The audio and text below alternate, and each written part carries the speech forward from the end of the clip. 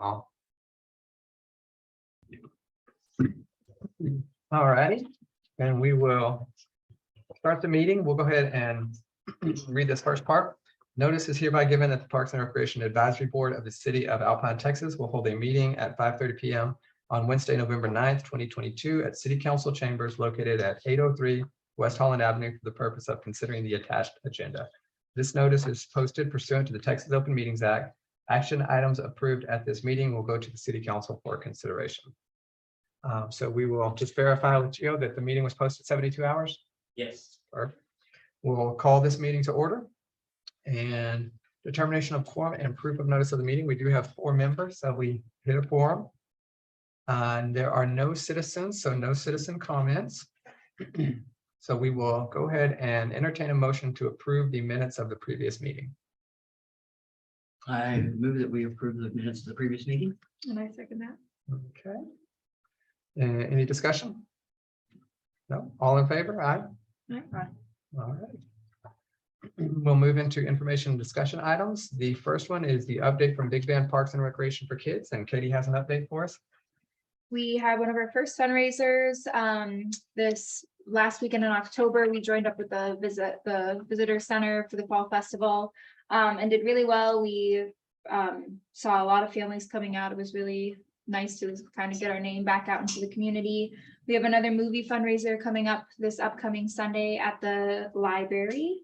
The talks with Marfa, I was planning on going to talk with them in October, talking with the Parks Board there about their plan to put in a splash pad. Things got postponed because they canceled their October meeting. And we won't be talking until the beginning of the next year. January or February? Yeah, probably most likely February, it seems like. Okay. Perfect. That's it. I guess one question I had, are y'all full on the board now? No, we are actually seeking lots of board members. If you know of anyone who would like to join that board, right now it is just me and Marcy, who is the Okay. treasurer. Really? Yes. Claire Ritzy is secretary, but she's kind of taking a step back just for some health issues right now. So we have at least 3 positions open. Good to know. I wonder if anybody should put an announcement like on the newspaper. I was going to talk to Marcy about it this week, as we're like heading into the new year, like our plan to start getting some more people on the board. Yeah. And especially if y'all start doing stuff, then Yeah. spread the work around. Yeah. All right. Any other questions on? Then we will move into an update from Keep Alpine Beautiful. Adelina could not make it tonight, but she did send me some information here.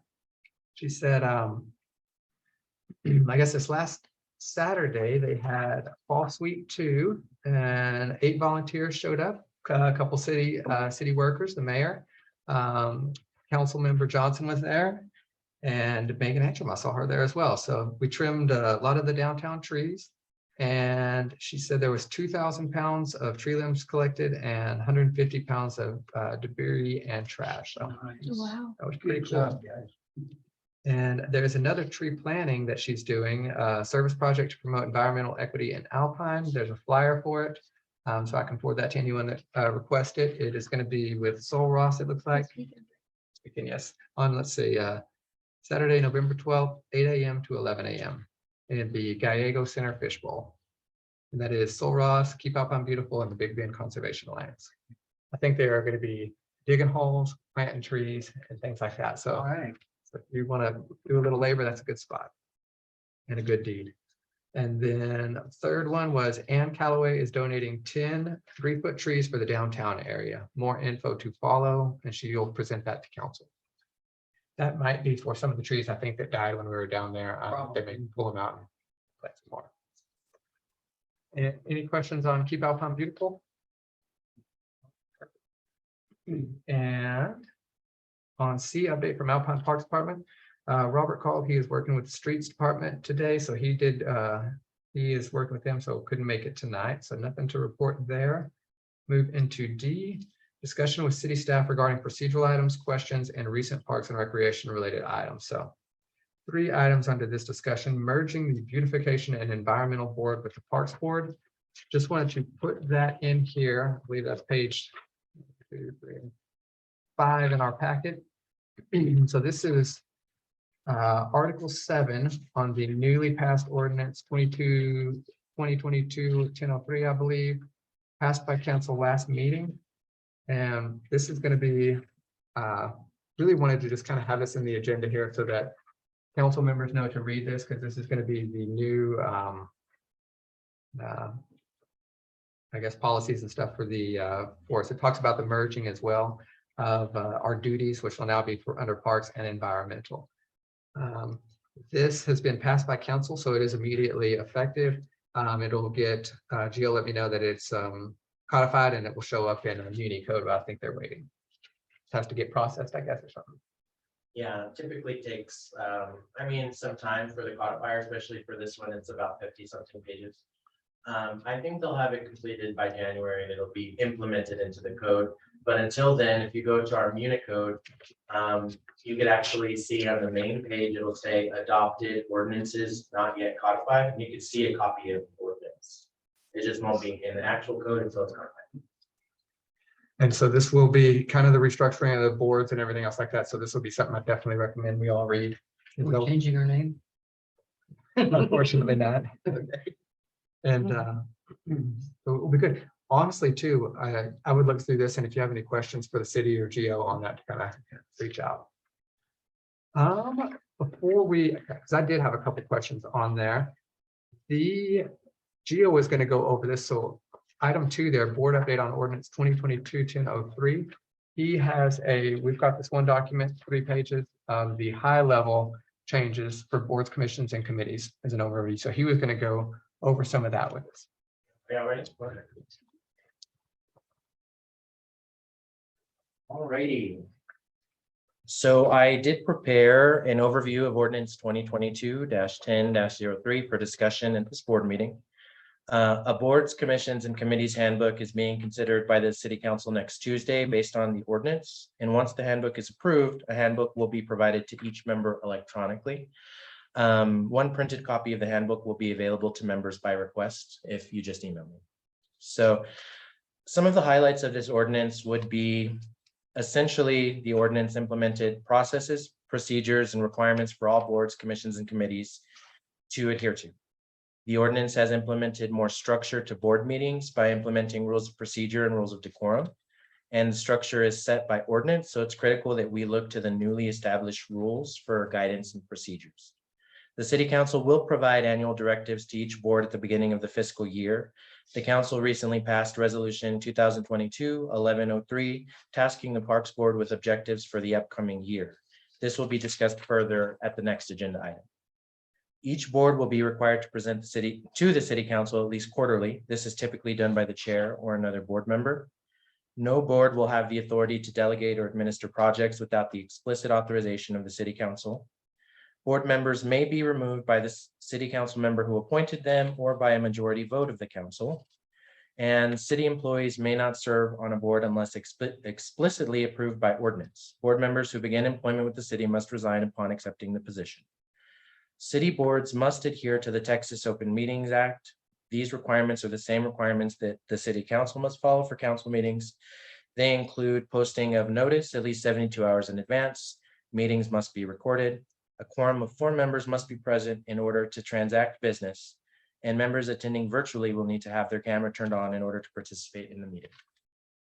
The ordinance has clearly established the following: types of meetings and conditions for the meetings to be held. These meetings include regular meetings, workshop meetings, special meetings, or town hall meetings, and it explains the difference and circumstances in which the board can have a meeting or one of those meetings. It does establish roles of officers and other basically officers of the board and their duties. The board chair is now selected by a majority vote of the board members, and the board may also now opt to select a vice chair by a majority vote of the board members. The rules of procedure that have been established provide guidelines for the order of business that the board will consider at each meeting: voting, deliberations, types of motions, making amendments, and other procedural matters. And the procedures to add agenda items have been finalized as well. So by written request, the chair, the city manager, the city secretary, or a member of the board may place an item on a board agenda. All items should originate as an information or discussion item and then may be presented as an action item at a subsequent meeting after thoughtful discussion has occurred. Agenda requests and backup documentation shall be filed with the chair by 5 p.m. 7 days prior to a meeting. Agenda requests and backup documentation shall be filed by the chair to the city secretary by 5 p.m. 6 days prior to a meeting. The rules of attendance that boards must follow are that board members must make a reasonable effort to notify the board chair or the city secretary if they will be absent from a meeting. Board members who have missed 3 consecutive meetings or 1/3 of all meetings in a year shall be deemed to have resigned. The rules of decorum provide guidance on the following matters: the rules that the board members and attendees must abide by during a meeting, behavior that is acceptable or unacceptable during a meeting, procedural steps for the audience to follow in order to participate in a meeting. Term limits. The new term limits established by the ordinance provide that a board member may serve 3 consecutive 2-year terms. Once the term limit has been reached, the board member must conclude their service to the board for a period of 2 years before being eligible to occupy a position on that same board again. Training. Each board member will need to take the Texas Open Meetings Act training and the Public Information Act training available for free online from the Office of the Texas Attorney General. And conflict of interest and disclosure requirements. Each member must sign an acknowledgement form indicating that they understand their responsibilities regarding conflict of interest and disclosure. And the other changes that were implemented or established by the ordinance are to streamline and better solidify requirements based on an individual board basis. An example of this type of change is combining the Parks and Recreation Board with the Beautification and Environmental Board. So what questions do y'all have? It's pretty well explained. Thank you. I wrote it today, so it's a high-level overview of a 52-page document in 3 pages. I was just wondering if we could get a printout of chapters 121 and 176. Sure. There, it's available online as well, but if you'd like me to print it for you, I don't see an issue. Yes. And so if y'all could please review that document sometime after the meeting or during the meeting and sign it to me and then provide that back to me. I need a copy for every board member. You speed this up. And if you need a copy, I can certainly scan you one or print you one, but essentially that document is acknowledging that you have a responsibility as a board member for City of Alpine to follow the law when it comes to conflict of interest and disclosure. So really the conflict of interest would really primarily be you filing an affidavit if you have a conflict of interest and abstaining from voting, but the affidavit needs to be filed before you abstain. And then the disclosure requirements are usually involving vendors, and I don't anticipate that y'all would have to do anything there, but you might. So you might want to review that, the government code on that. I had a couple questions and just things to mention. So the annual directives, that's why our date is September, because the fiscal year rolls over in October. So we haven't, the ones we'll pick tonight will be in September. That's one thing to keep in mind. Okay. We don't have a full year, but close. I was going to ask, board members may be removed by the city council member who appointed them or by a majority vote of the council. Is that at any time? Yes. Okay. So for any reason, you know, they do want to remove a member, either the one whose position originally made the appointment can remove that board member, or another city council member may bring that to the council and they can do that by a majority vote. Okay. But I mean, it's highly unlikely. Gotcha. And that would have to be put on the agenda for city Yes. council. Saying, Unless it was the original appointer, they don't have to put it on an agenda. they just say, They just say that they don't want you as their appointment and they're gonna, you know, find another one. okay. And I was looking actually at our placement here. So I see for, you know, how we actually get placed with on the Parks Board. It says place 1 appointed by council member Ward 1, subject to city council confirmation. We don't have to live within our ward. No, but you would be representative of that ward, and you, the council confirmation is a majority vote of the full council. Then I'm kind of wondering is Miss Cantrell, she's Ward 1, and then Lucy's Ward 2. No. At large? Yeah, Gotcha. That's right. That's on the website. yes, Okay, because I was going to clarify, when would be the next elections? Because that would be in May. in May. May of 2023 is May 6th, first Saturday in May. And so at that point, we'll have 1, 3, and 5 up for election. So if it's the same members, they will likely continue with the same appointments. And even the new members, it would be up to them if they wanted to continue with the same appointments. I guess my question about that is because I am here representing Big Bend Parks. Yeah, I guess I just am So- wondering what place I have. Yes. Essentially, we're going to need to look and kind of see exactly how the positions have worked out to what they were previously. But that was one of the changes that we made to streamline the boards, is we did do away with the actual board representative, and it's just going to be mostly the ward representatives, Okay. 2 at large. Okay. And then the mayor, well, one of the at large would be a mayor appointment. Okay. So, I mean, we're just gonna have this, one of those things we're just gonna have to work out and figure out. But I don't see a problem. I would see you remaining on the board. Okay. I'm an at-large as well. Yeah, there you go. And so you can correct me if I'm wrong, but I believe even 2 members may be in the county as well. And I do see that there's an ex officio city council member. Has that been appointed or? Not yet. So we do need to get that on one of the next agendas for consideration, but the council will need to, by majority vote, appoint the membership for each board. There's going to be a council member ex officio, non-voting on each board. Okay. And that member will come to the meetings? They just won't vote. Okay. Let's see. I did see the thing about city employees not serving on a board, just to kind of keep in mind that we have that. The quorum as well. I guess we went from 3 to 4 members. Yes. That's something I'll need to keep in mind. So when we did that, because there wasn't cohesion previously, different boards had different quorum requirements. For example, this one had 3, planning and zoning had 4, et cetera, et cetera. So typically you'll find that it's 4. So, yeah. Cool. I was gonna check too. So we have a board, a chairperson, a board chair, and it says selected by a majority vote of the board members. Do we need to go through that formal process to elect, or is that You can. I'd say that it definitely wouldn't hurt. okay? And then at that time too, it's gonna get the board's opinion on having a vice chair, and then I saw also we could have a secretary. I don't know what that. You can if you feel it's necessary. Currently, I do all the minutes. If the board would like to, we can definitely appoint a secretary, but I would get with them and show them exactly, here's the template, here's how the minutes look, because we want a uniform look across all boards. I mean, that would be fine with me. Whichever direction the board wants to go, though. I'm happy to do the minutes as well. So Okay, and that would be something that we put in. I think that'd be good to formalize that as far as having a chairperson, and then to reach out and see if one of you wanted to be or chair or vice chair or whatever, we'll just do a formal vote on that. Would that need to be put on the agenda for next time? for y'all's agenda, yes. Okay, perfect. And y'all would also determine exactly what those responsibilities would look like. Okay, cool. One other one here, procedures to add items to agendas are as follows: by written request. Email is sufficient. That's exactly what I was gonna ask. It's been through this before. And I've had these questions, haven't you? The other one, just to make people aware, is the missing 3 consecutive meetings, then the removal of the board. I wanted people to definitely know that. And we did have one member recently go through that. They hadn't been here in a long time, so we're looking at a new board member for Ward 4, hopefully.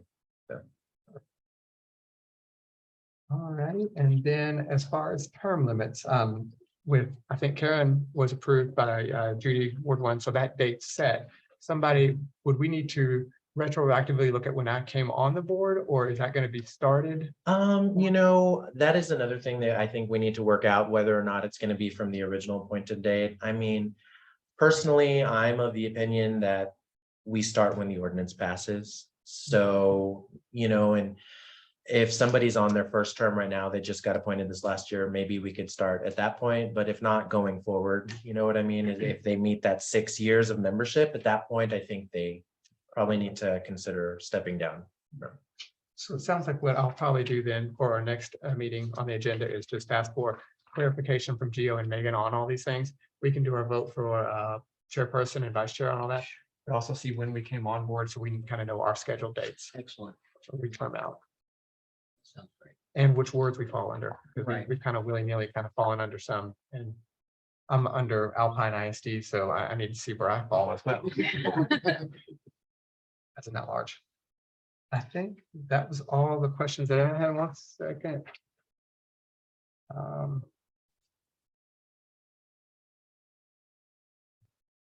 I think that was everything. Did y'all have any other? No. All right, thank you. Leo. Thank you. That's good to have that direction. Yes. The next item that we have then is new directives for the Parks Board from Resolution 2022 1103. I think I actually put that in there wrong. I think that's supposed to be 1003, or is it 1103? 1103. Okay, perfect. So just to kind of, I'm just going to publicly state it so that we do. So it's on the record kind of here for us on at the last council meeting, the city council passed an ordinance or a resolution here that is tasking the Parks Board with 9 items to the deadline in September 23, so before the next fiscal year starts.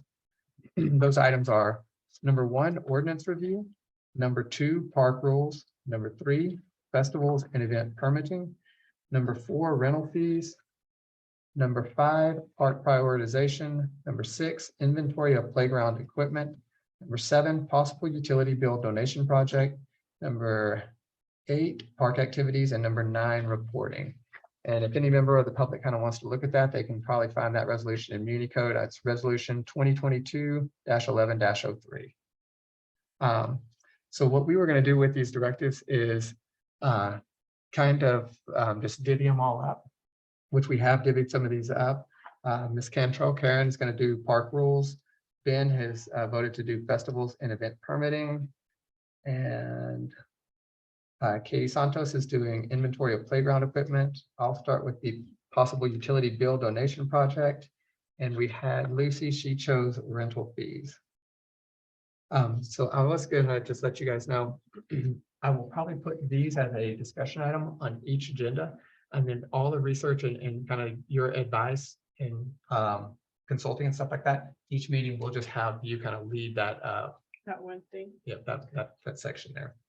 So those will be on every single meeting, and then you kind of lead that project. Feel free to, Done, right? yeah, make sure it's done. And then feel free to reach out to other board members too. I'd say I did ask about walking forums and everything else. And as long as we don't have a forum, you know, if you're just reaching out to one person, then you can email them and things like that. Because initially I was thinking we could have 2 or 3 people per project on this. But I really like having one person lead it because they can do it on their own time. And then if you want to ask anyone else, you just reach out to them for them. Did y'all have any recommendations on any of that, or? Feels like a good working. It's not Okay. good. I think that will be really good too, because then that frees you guys to kind of really move on the items that interest y'all. Okay, then we will move into the one last thing I was going to mention here, I had marked down, is the possible utility donation. And I hadn't mentioned this to you guys yet, but I reached out to Odessa Parks and Recreation, and they have a ordinance. Here's the language of the ordinance and everything else. I think his name was Steve Patton there. And what they do is going to get y'all's opinion of this, is on the water bill or the utility bill, they tack on a $1 fee. It's a $1 donation that they do. And he had looked at other organizations and stuff, and it would be opt-in, kind of like what you mentioned, where you have to call the number and actually opt in for the donation. What his idea and what they do in Odessa is they tack it on automatically, but it's not a tax because you can call utility and have yourself removed. So I was going to see what y'all thought of that, and having a lot of transparency with the public if something like that happened. This has not even really been presented to the city or anything. I wanted to get y'all's opinion of it to kind of see what y'all would think as well. I mean, I think $1 is not a lot, but like if everyone's giving $1, that makes a big difference. And I also think I love how you have to opt out versus opt in, because for people to make that effort to opt in, you're not going to get very many people. But to opt out, you know, maybe someone's going to call about $1, but probably not. Yeah, I think that would be good. I think it's good. Yeah, it's better than filling out a form, checking a box, Mhm. whatever. It's already done for you.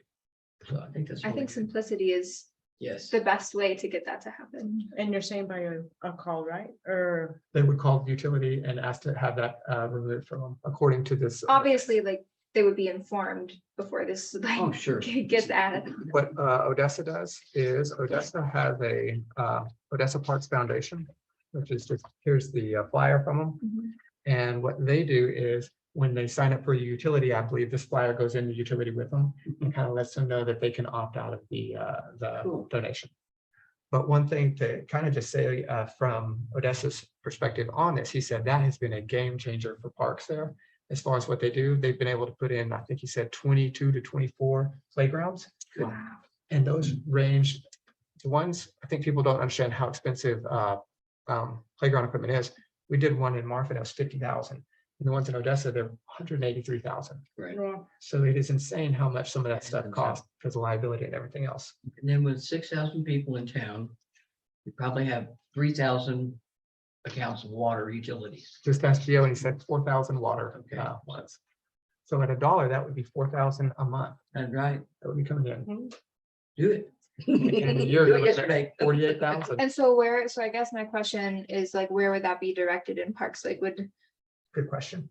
So then the next thing, how this actually works is Odessa Parks Foundation is a 501c3 that money comes into and goes into.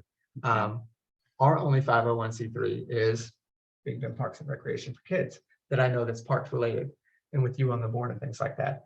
But so that's not a bad idea to, if money got generated over to a 501c3 or something like that. This is very nascent in the, Right. genesis of the whole project, but something like that would allow, I think, for Big Bend Parks and Recreation for Kids is kind of for kids, and that provides some kind of revenue structure for it. One thing I was going to say with it as well is they've done 23 parks or something like that, 183,000 over the years, and they have about a rainy day fund of 2 million. So wow. it's crazy in Odessa how much money that has generated as far as just $1 a month That's great. for them. and if it's going to their account, it's easy to track. And the interesting part going through a 501c3, because no offense, you wouldn't want them to be able to just have total autonomy of the money and Right, funds, exactly. Right. is all approval goes through city council according to the ordinance. So that money goes in there, but the projects would have to be approved through city council. So I was gonna, So if we wanted to fix the creek, let's say a Coconut, have you seen what the creek looks like down there and by the walking path of Poets Road? It's really nasty. So we could use that money for that and clean that out and maybe have water flowing through there again instead of a dam. You know, I think it would be, that's what would have to be figured out, I think, between a 501c3, whichever 501c3 and the city, is how they co-manage this thing. And I think some of that would be, have to be presented to Megan Antrim in the city and the ordinance to see how that works. right. And it seems like the majority of what Odessa Parks Foundation has done, they've utilized that for playground equipment for kids. There it is.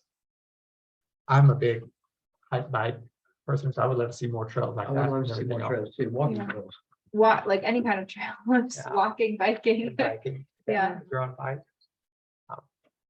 Is there any recommendations you guys would have on this, or do you want to put any input into it right now before we Well, kind of you know, like I said, present it to the city? fixing the creek is not exactly for kids. It's just for the park. Well, I guess Yeah. that would have to be discussion. Would we need to, like, would BB Parks be able to expand to like do other things besides helping Right. helping the kids? Or would we need to make maybe someone started a new 501c3, C3. thank you, to kind of like look at parks as a whole? I guess those are questions we can answer in the future. And we're back till September. Plenty of time. But that is a good idea. You like the idea? Yes, it is. I like it. Mhm. Because a lot of people, she's right, a lot of people won't go to the trouble to opt out. No, If you're making people opt in though, you're not gonna get that many people. right. And, you know, Dollar General did that for the library and they got $50,000. So, It could be a good revenue structure. And if we do, and the city agrees to look into something like this, what I really like about it is having until September, we could have a couple of community meetings with them. Right, And just to get that feedback. right. Because there may be some people, how do we make it easy for them to opt out in case they do want to? Right. I mean, we definitely don't want to have a, a tax they didn't have enough chance to get out. Yes, I agree with you. Perfect. We would need to have a town meeting just to see what the community wants. Mhm. But to make it easier for them of what they would like. I mean, some may want to check the box and hand the money right then and there when they're paying their utilities. Others may not. They may just want the call or Mhm. not. A call could be, and how easy is a call to call them and just say, remove me? Right. That might be good. Mhm. Saying that too, then, if that money did go to a 501c3 like you guys or anything else, y'all could still do that fundraising for other things. And I think people really get behind things that they see are, where action is. I was gonna say, yeah, Exactly. we would be making a lot of progress Mm, to different things. And that makes people happy when you make progress. Yeah. People get on them. Okay. Then I guess we will move into the next one. Discussion with city staff regarding workshops, discussion items, and citizen engagement. I didn't have anything in there, but I was gonna see if you guys had anything. No, I like it when we do workshops. I want more people to come, but I still like that, and we can just throw out ideas and thoughts and things. And that would be our next workshop, right there, or town hall I meeting, agree. whatever you want to I call it. agree. Something like that. So I think this is a perfect opportunity to just go into when the next meeting would be scheduled. I was anticipating January 11th, because typically we won't have board meetings in December. Right. Up to y'all, I don't mind. I mean, I'm gonna be here anyway. You know what I'm saying? You have a little You cot want to have somewhere? a meeting. But, I think a workshop, the reason that the alcohol workshops were so well attended is because we put it in the paper, we put it in the radio, things of that nature. I think if you all talk about park rules, I think people would definitely be willing to provide some input. For example, the alcohol workshops. Like, there's no signage that says no alcohol is allowed. Right. There's nothing to indicate that it's against the ordinance.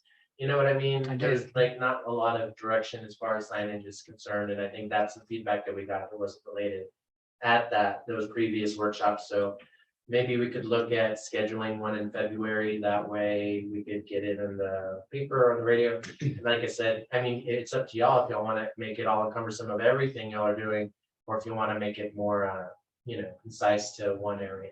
Could do a couple of items. Don't I you like think? that. Yeah, I think if we're That gonna works getting great. people out here, if we could do a Right, couple and things. and they need as much advance notice as we can give them.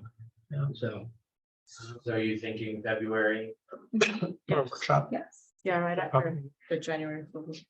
And that would buy us time. That gives us, I would like to say, if you guys are open to it, to having a meeting in December. And because when we have 12 total meetings in a year, in order to actually push through some of these things and get to our advice to council, I really don't like to miss a meeting if possible. And we can use the December meeting to actually do all of the spring cleaning of when our terms and chair, co-chair, all that other kind of stuff that we could do. And I believe, Definitely do that. Like I said, I mean, it's completely up to y'all. So the second Wednesday in December is the 14th. will everyone be in town December 14th? or- yes. I will not be, but I could potentially like zoom in. Oh, Okay. cool. Excellent. We'd have to have a quorum physically present, but then would have to be here as well. Okay. Everybody would have to attend. We won't have work for in by then, will we? As far as another person on the board? Yeah, we might. So that agenda item is going to be scheduled for December 6th. So it's likely, I mean, as long as council approves that appointment, that we would have additional. Okay. Let's do December 14th then, and then if you can make it remote, very good. December Not, 14th. no worries. And then if y'all could just have any of the items for me, of course, by the deadline, which would be Thursday, the 8th at 5 p.m. Okay. I'll try to get a loosely structured agenda out to you guys, just so y'all can see, so you know what you want to add, but it's going to be a lot of it, like, the directive that you took ownership of. Right. It'll probably be all those directives in there that you're choosing to do, and then something like spring cleaning on the terms and where we find out all that. That sounds good. Okay, mark that one off then. If I had a discussion on rental fees for assets in city parks. So that is the one that Lucy will be That's taking mine. over. Okay. You have anything for us, Lucy? I'm just kidding. You just chose. It's like 5 minutes. I thought I'd seen those before. I Um, have actually been working on that one, which is very weird. I was like, I just wanted to thank our receptionist for putting together the rest of the totals, because we did have the previous receptionist put together the first ones. She took the time to be really elaborate, and she did a really good job. So I wanted to thank her for putting that together. Cool. Oh, yeah, all the reservations. Nice. So having all this will be perfect for, Mhm. So work. I think for you and then mostly for you on the rental fees. I guess, no real updates on that or anything. Any other input on that kind of that y'all would like to know before Lucy starts working on that? No, The only thing I was gonna say was just, I had looked at a couple of them and you can go to looking at websites and seeing what they charge for some, and it's kind of all over the board. A lot of it, is by the size of the pavilion. If it's a smaller pavilion, they don't charge much, and some of the bigger cities would have a large pavilion or a bricked in section, probably with heating, air conditioning. So there's a lot of information to it. Sounds good. All righty, and G, we had from Ms. Cantrella was discussion on vehicle parking at Nopalitos Park. right. I spoke to Megan about this. I live around the corner from Nopalitos Park, and I walk to Porter's, so I can see down 7th there where it is. And most of the time I see big trucks parked, and I don't mean pulled in like this, they're got the whole truck in there lengthwise. And one day I was walking home and the man was just parking his pickup there. And I said, and I walked up a little closer and I spoke loudly and said, "That is a city park, sir, just so you know. And I really wouldn't want you to park in a city park. You might think about that. I don't want to get confrontational with anybody, so I left. But that's ridiculous. Okay, and maybe a sign, maybe a fence, maybe just a rope. Okay, but there has to be something there to prevent them from parking in that park. It's not much of a park, but it is a park. And it just annoys me that they think, oh, well, there's the dirt space, I'll just park in it, One thing I would mention on that one is, I think when we look at park prioritization, if we keep it, or if that's one of the ones that they, if we recommend removing it, would be, I think that reverts back to the property owner. So I'd hate for the city to put in any kind of infrastructure if we need to make sure we want to keep that as a park and have a Right. use of it. I've also spoken to people are wanting a community garden, and that is centrally located and already has water. Oh, yeah. Now, they would have to do the work, but we would have to put up some kind of sign for them or something like that, I think. But I've mentioned it, and I'll talk to that person again and see if they're interested so that we can find out whether they want to use it or whether we're going to keep it. I have also heard other people express interest in doing that. We used to have one at the end of town, but it's at the end of town. So the people from over here have to go a long ways, and people would say, oh, I have to come all the way from Sunny Glen. It's just 5 minutes down the road. But anyway, it got to a point where they weren't doing what they were supposed to do. And Martha Latta was, she's a kind lady and she would do what she could, but that too got cumbersome for her. If you reach out to Catherine East, the mayor, on that one, what you might also do, Ben Struther's wife, they were with, I think, Leadership Big Bend before, maybe about a year or two ago, pre-COVID, and they had raised $1,000, which I think she said is still there in an account available. Okay. And that was directed towards Nopalitos Park. Oh, I think there was just no idea of what to utilize it for. okay. So that might be something as far as a Kickstarter for some money to get that project, Okay. if y'all have a vision on it. I'll talk to the mayor and see what And it is in the middle, it's more central, it is. Yeah, I love easier to get there. having a garden in the set, like, Right, very raised bed accessible that you to take people. care of yourself and take, so. And maybe the kids can also go there Absolutely. too. Have you Right, seen yeah. behind the At middle school? schools. Yeah, Yeah, they've got a big garden behind the middle school. and maybe the elementary kids can start learning I about agree. that. I They're agree. right there and within walking Do a distance, field which is trip really for it, good. Yeah. Thank you. Very cool. All right, then we'll move into H, discussion on updates on the Pueblo Nuevo project. So on the last page of your agenda there, this is one thing I just wanted to kind of have, especially for Lucy here, that is So this project is moving forward with from the city. The federal side and the state side have okayed the grants. Mhm. So everything has been okayed from that perspective. And I think the city has Robert and Marcy and Megan and so a group of them kind of starting to work on this project to see what the next steps are. We're going to wait until I think she said January, February before she'll really have some information, clarified for us on it. But what some of that process might be, just to keep in mind, is the original project was around 400,000, I think, what we're thinking, and that was pre-inflation, 8%. So she's gonna look into it and see this design and everything else. If you can't, when you start having budget constraints, what does that allow us to actually have as far as to amend any of this project? Right. On that, and that's gonna be a clarification that comes from Marcy, dealing with the, what the grant entails and what it requires. I know, like, some of you being newer on the board may not have seen the actual map on this because it's kind of older and it's been a project that's taken a while. It's going to be a great project.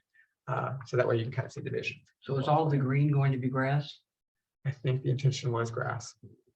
That's one thing I would really like to see would be some.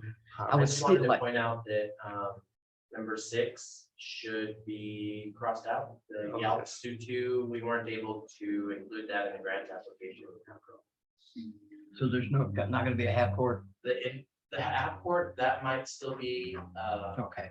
in the works, but the other interactive wall, and we weren't able to secure that. And I do know that there was a contract with Big Bend Telephone regarding that interactive thing too. Because that was going to be like an interactive basketball or kickball or some kind of thing. So it required internet. To my understanding, it didn't make it in the grant application Okay. with Marcy. Gio, you may have more information than I do. Do you know, is all the green grass? Honestly, I'm not too familiar with the project. I had seen it go through city council and just seen these same documents, so I can't. confirm. Okay. Yeah, and I can't remember it saying anything about grass. If you could reduce it by Okay. half. No.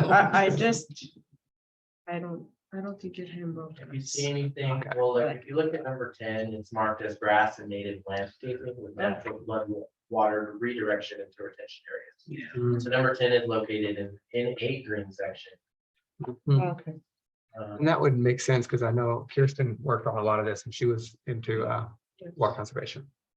I do know that on the fruit trees, or I don't know, I just remember that there was money that was collected for trees from people in Pueblo Nuevo that had already Oh, put it into an account with the Other city. than these 18 trees that are here, Yeah, I don't know. I when you just look know- at it on it Google may- Maps, they're on there. Yeah, I don't know. I just know that there was money set aside at this moment. I can't remember. I have to go back.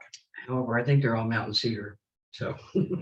But we had, I think we did discuss that they would be fruit trees instead of the other trees, I would like, because that's why they had you could get fruitless put that mulberries. money. And then get some, if you get fruit trees and you've got a lot of people up there, you're gonna have people picking the fruit, Yeah, which is and that fine, was I think that was but- that was the intention. I think one of the residents actually does grow. Well, she does, I do know, Mesquite grows fruit trees Okay. very well. one thing I was going to say on this and what we might really just kind of figuring out what can be amended due to the grant, what constraints that puts in. I think in January, probably not the December meeting, but January, maybe we can get Marcy in here to kind of give us an update on it. That'd To be nice. know the That'd be liberties, nice. what the future could have. Because what I would love to see a lot of, I will say Adelina was working kind of, I believe with Will Jewett on the native plant list. So we have something kind of like what El Paso had there of trees. And then Mm. I would like to really see something like this have a lot of natural landscaping and stuff, but Yes. landscape, so it is pretty. And so I'll see if we can talk to Marcy and get more clarification in January if we can get what she thinks.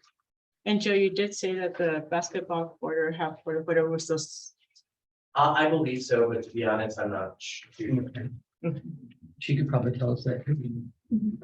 Yeah, good point. And who knows on the cost when they do start having a I know. cost cut, what's gonna allow, I mean, Mhm. what's gonna be the biggest cost cutter? That was the cost of yesteryear. It's like, Yeah. All right, then that is, no other questions on Pueblo Nuevo or? Then we'll go into action items and there's nothing. Any board member comments, Darren? no, I think we covered a lot of stuff. Thanks for listening to the one I was talking about with Local Leaders Bar. I appreciate it. Great idea. Do you see anything?